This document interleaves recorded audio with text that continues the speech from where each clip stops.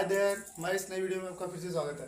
तो गाइस, इसके पहले हमने पढ़ा था इंग्लिश में हमने नरेशन पढ़ा था, लेकिन आज हम पढ़ेंगे। आज हमारी तारीख है 22 तारीख 9 महीना 2025, यानी कि 22 सितंबर 2025 है। तो आज हम पढ़ेंगे हिंदी, ठीक है।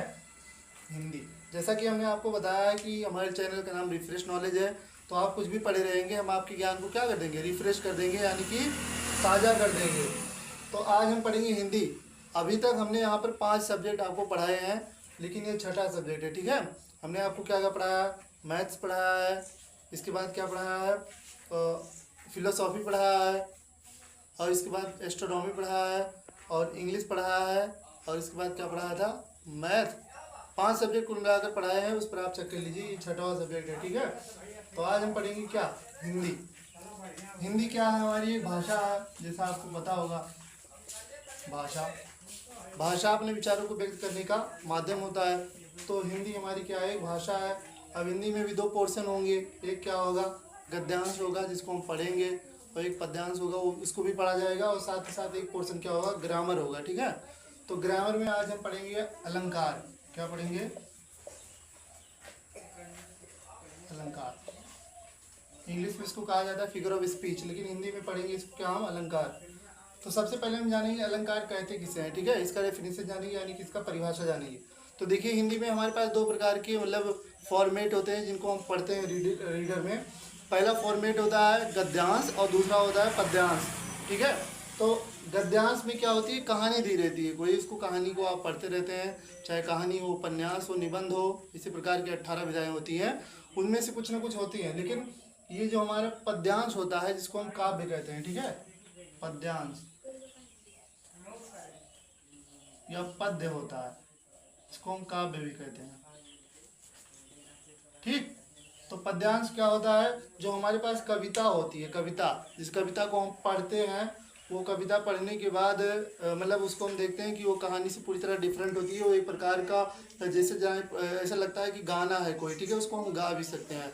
तो कविता को जब गा दिया जाता है तो वही गाना बन जाता है, ठीक है। तो आपको क्या देना है, पद्यांश, यानी कि पद्यांश के बारे में पढ़ना है। और अलंकार का यूज क्या होता है, पद्यांश में ही होता है या काव्य में होता है। तो इसका सबसे पहले डेफिनेशन जान लीजिए कि हम इसको लिखते नहीं है, देखिए आपको बता रहे हैं सर, मैंने आपको परिभाषा सुन लीजिए ध्यान से, आपको पता चल जाएगा परिभाषा।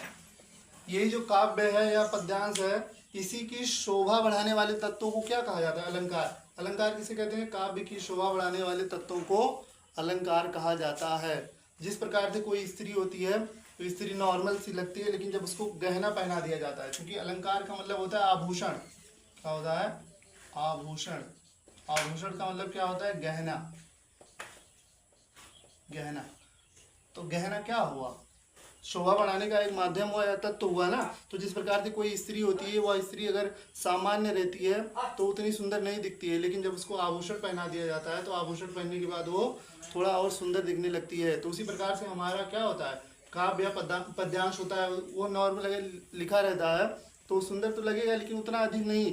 तो उसको और अधिक सुंदर बनाने के लिए अलंकार का प्रयोग किया जाता है, जिससे उसकी सुंदरता बढ़ती है, यानी कि उसकी शोभा बढ़ जाती है। तो काव्य की शोभा बढ़ाने वाले तत्वों को अलंकार कहते हैं, स्त्री की शोभा बढ़ाने वाले तत्वों को क्या कहते हैं, आभूषण या गहना कहते हैं। अच्छा, एक चीज़ और यहाँ पर देखने वाली बात है कि अलंकार यहाँ पर 2 प्रकार के आपको भी दिखाई पड़ेंगे, जो एक शब्दालंकार होगा, अर्थालंकार होगा। लेकिन स्त्री वाले कंडीशन में आप देखिए, कोई भी नेचुरल सुंदर नहीं दिखना चाहता है अंदर से। अर्थ, इसमें अभी अर्थ आपको देखने को मिलेगा, अर्थ के द्वारा भी काव्य की शोभा बढ़ती है, शब्द के द्वारा भी बढ़ती है। लेकिन यहाँ पर क्या होता है, स्त्रियों की कंडीशन में होता है कि वो आभूषण से ही अपना क्या करते हैं, सुंदरता बढ़ाने का प्रयास करती हैं, जबकि अर्थ, जो उसका अर्थ है, यानी कि इनका आंतरिक रूप से सुंदर बनने की कोशिश नहीं करते हैं, ठीक है। तो यही अंतर है।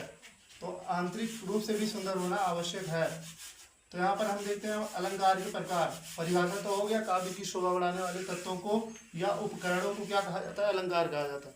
अलंकार हमारे पास कितने प्रकार के हो गए, 2 प्रकार का। पहला हो गया शब्दालंकार, शब्दालंकार यानी अलंकार, और दूसरा हो गया अर्थालंकार। यहाँ पर नहीं रहेगा डॉट, अर्थालंकार, अलंकार नहीं अलंकार, अर्थ प्लस अलंकार, अर्थालंकार। सो शब्दालंकार, अर्थालंकार। शब्द अलंकार किसे कहते हैं? जब हम शब्द के द्वारा काव्य की शोभा बढ़ाते हैं, जब शब्दों के माध्यम से काव्य की शोभा बढ़ाई जाती है तो उसको शब्द अलंकार कहा जाता है। और जब अर्थों के माध्यम से काव्य की शोभा बढ़ाई जाती है, काव्य में क्या कर दिया जाता है, चमत्कार उत्पन्न कर दिया जाता है, उसकी सुंदरता बढ़ जाती है, तो उसको अर्थालंकार कहा जाता है। तो शब्द के माध्यम से काव्य की शोभा कैसे बढ़ती है उसका एक एग्जाम्पल हम आपको देते हैं। देखिए यहाँ पर हम लिख देते हैं इसका एग्जाम्पल। सबसे पहले इसी का है शब्द अलंकार का, ये एग्जाम्पल हम आपके सामने लिख रहे हैं। यहाँ पर हम लिख देते हैं तरन तनुजा, तरन तनुजा तट तमाल, तट तमाल तरवर बहुछाए।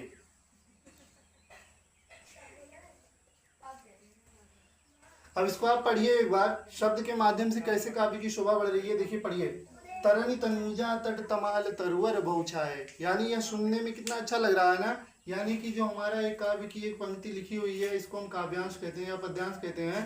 तो इसकी एक ये पंक्ति लिखी हुई है या एक लाइन लिखी हुई है, जिसमें क्या है, शब्दों के द्वारा चमत्कार उत्पन्न किया गया। तरनी तनुजा तट तमाल तरवर बहुछाए, यानी सुनने में यह हमें बहुत क्या लग रहा है, अच्छा लग रहा है या सुंदर लग रहा है। देखिए यहाँ पर पढ़िए एक बार, आप इसको खुद पढ़िए, तरन तनुजा तट तमाल तरवर बहुछाए।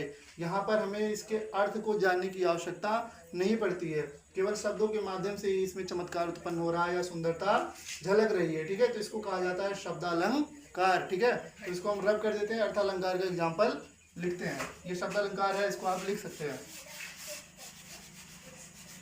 अब देखिए अर्थालंकार, जब अर्थ के द्वारा काव्य की शोभा बढ़ाई जाती है। अब की जो एग्जाम्पल रहेगा इसका रहेगा, ठीक है, इसका, ये वाला मत समझिएगा। तो इसका एग्जाम्पल हम लिखते हैं यहाँ पर अर्थालंकार का। बहुत आसान है, ये हर कोई जानते हैं, हमारे स्टूडेंट जो पढ़ते हैं हमारे पास भी जानते हैं, आप भी जान जाएंगे। पीपर आद सरिस मंडोला, ये सब बहुत आसान है, लेकिन आसान आपके लिए शायद ना हो। जिसको नहीं पता हो उसके लिए आसान नहीं रहता है, जिसको पता होता है उसके लिए आसान हो जाता है। ठीक है, तो सबसे पहले इसको हम पढ़ते हैं, पीपर पात सरिस मंडोला। तो अभी अगर हम शब्दों के द्वारा इसकी सुंदरता को देखने का प्रयास करते हैं तो उतना ज़्यादा सुंदरता नहीं झलक रही है। ठीक है, लेकिन जब इसके अर्थ को हम जानने का प्रयास करेंगे, तो जब हम अर्थ को जानेंगे तो अर्थ जानने के बाद हमें और ज़्यादा क्या होगा, अच्छा लगेगा, और ज़्यादा क्या लगेगा, सुंदर लगेगा। ठीक है, तो इसको क्या कहा जाएगा, अर्थालंकार। इसका अर्थ आपको हम बताते हैं, पीपर पात सरिस मंडोला। पीपर मतलब हो गया पीपल, पात मतलब हो गया पत्ती, सरिस मतलब हो गया समान, मन मतलब आप जानते हैं हृदय, और डोलना मतलब डोलना, मतलब डोला मतलब डोलना।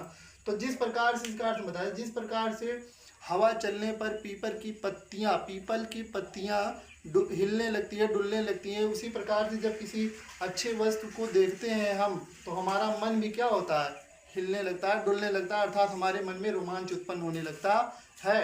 तो हमारा मन क्या होता है, उत्सुक होने लगता है। तो उसको कहा जाता है पीपर पात सरिस मंडोला। तो इसका अर्थ अगर हम पढ़ते हैं, मतलब अर्थ निकालते हैं, तो हमें आनंद दिखाई पड़ता है, मतलब इसकी शोभा बढ़ रही है, तो उसको कहा जाता है अर्थालंकार। जिस प्रकार से हवा चलने पर पीपल की पत्तियां हिलने डोलने लगती है, उसी प्रकार से किसी अच्छे वस्तु को या सुंदर वस्तु को देखने के बाद हमारा मन भी रोमांचित होने लगता है, हमारा मन भी क्या होता है, भ्रमित होने लगता है, प्रसन्न होने लगता है। तो इसको कहा जाता है अर्थालंकार। ठीक है, अब क्या करते हैं, हम अर्थालंकार के भेद पढ़ते हैं, सॉरी शब्दालंकार के भेद पढ़ते हैं। चलिए शब्दालंकार के भेद आपको बताते हैं।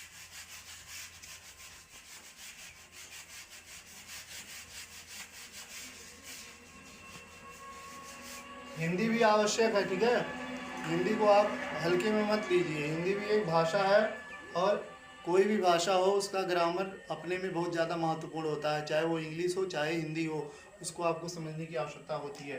तो हम यहाँ पर पढ़ेंगे शब्दालंकार के भेद। शब्दालंकार के भेद, भेद या प्रकार। ठीक, तो देखिए शब्दालंकार हमारे पास क्या है, 3 प्रकार के हैं। मेन रूप से क्या है, हमारे पास 3 प्रकार के शब्दालंकार देखने को मिलते हैं। ठीक है, जिसमें से पहला क्या होता है, अनुप्रास अलंकार। आपने सुना होगा इसका नाम जरूर, अनुप्रास अलंकार। दूसरा होता है यमक अलंकार। यमक अलंकार। तीसरा होता है, कौन बताएगा तीसरा अलंकार, जानते हो? बताओ क्या है? श्लेष अलंकार। तेज से बोलो ताकि तुम्हारा आवाज इसमें जाए। श्लेष अलंकार। तीसरा होता है श्लेष अलंकार। तो हमारे पास शब्द अलंकार के भेद में 3 प्रकार के अलंकार देखने को मिल जाते हैं, ठीक है, जिनमें पहला होता है अनुप्रास अलंकार, दूसरा होता है यमक अलंकार और तीसरा होता है श्लेष अलंकार, ठीक है।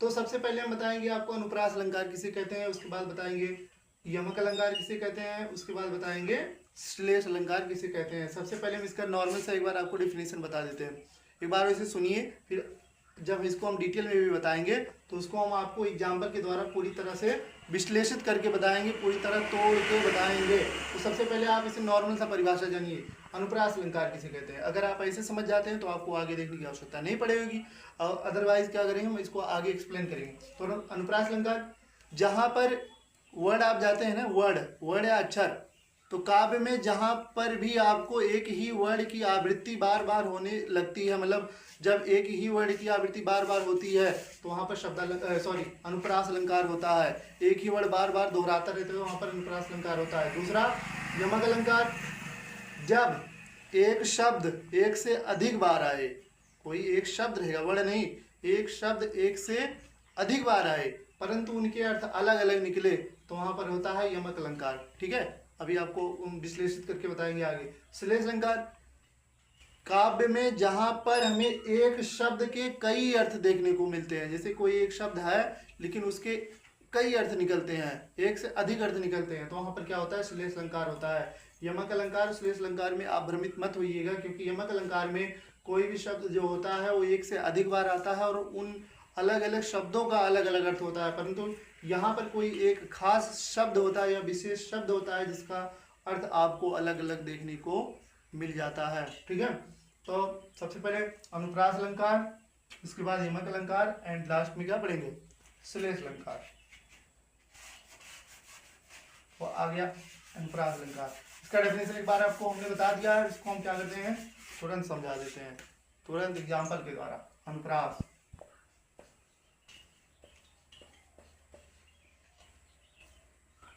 अनुप्रास, ठीक है, अनुप्रास, चमनप्रास मत समझिए, अनुप्रास अलंकार। इसको एक बार हमने याद कराया था, अनुप्रास का क्या बताया था, चमनप्रास याद कराया था ताकि याद हो जाए। चमनप्रास कुछ जब इंटरेस्टिंग वर्ड्स होते हैं ना या शब्द होते हैं तो जल्दी याद होते हैं।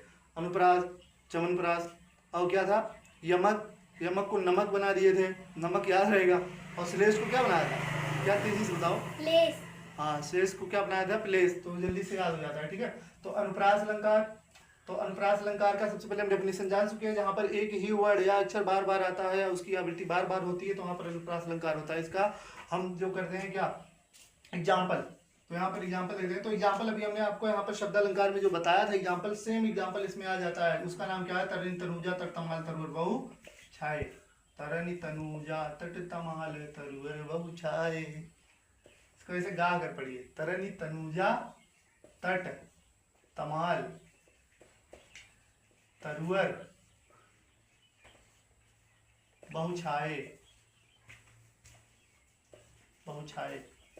ये बहुत अच्छी पंक्ति है, इसका अर्थ हम निकालेंगे नहीं क्योंकि अर्थ निकालने से क्या मतलब है जो यहाँ पर शब्द के द्वारा। अच्छा, अगर यहाँ पर हम देखते हैं कि अनुप्रास अलंकार का अगर डेफिनेशन के अकॉर्डिंग हम चलते हैं तो यहाँ पर अनुप्रास अलंकार है या नहीं इसकी पुष्टि करते हैं। तो देखिए सर्वप्रथम क्या होता है कि अनुप्रास अलंकार में है कि एक ही वर्ड बार बार उसकी आवृत्ति देखने को हमें मिलती है या परिलक्षित होती है। तो यहाँ पर अगर हम देखते हैं कि ये पहला हमारा शब्द है जिसमें क्या है, ता वर्ड आपको दिखाई पड़ रहा है, तनुजा में भी ता वर्ड पहला दिखाई पड़ रहा है, तट में भी पहला ता, तमाल में भी पहला ता और यहाँ पर तरवर में भी पहला ता, यानी लगभग 5 से 6 बार एक ही वर्ड की, एक ही अक्षर की आवृत्ति बार बार हुई है, इसलिए यहाँ पर अनुप्रास अलंकार है, ठीक है। क्योंकि अनुप्रास अलंकार की डेफिनेशन क्या कहता है कि कोई भी वर्ड जो होता है वो बार बार अगर दोहराता रहता है तो वहाँ पर क्या होता है, अनुप्रास अलंकार होता है, ठीक है। इसके बाद हम आपको और वीडियो मतलब आगे आएगा तो हम उसमें आपको यमक अलंकार और श्लेष अलंकार को क्या करेंगे, विश्लेषित करेंगे, समझाएंगे। क्योंकि वीडियो लंबी नहीं होनी चाहिए, लंबी होती है तो आप वीडियो देखते नहीं हैं,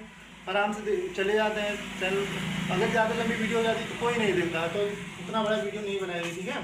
तो अगर इतना आपको समझ में आया होगा तो अच्छी बात है, नहीं समझ में आया होगा तो दोबारा देखिए और हमारे चैनल को सब्सक्राइब कीजिए, लाइक कीजिए और शेयर कीजिए अपने दोस्तों के साथ। तब तक के लिए टेक केयर, बाय।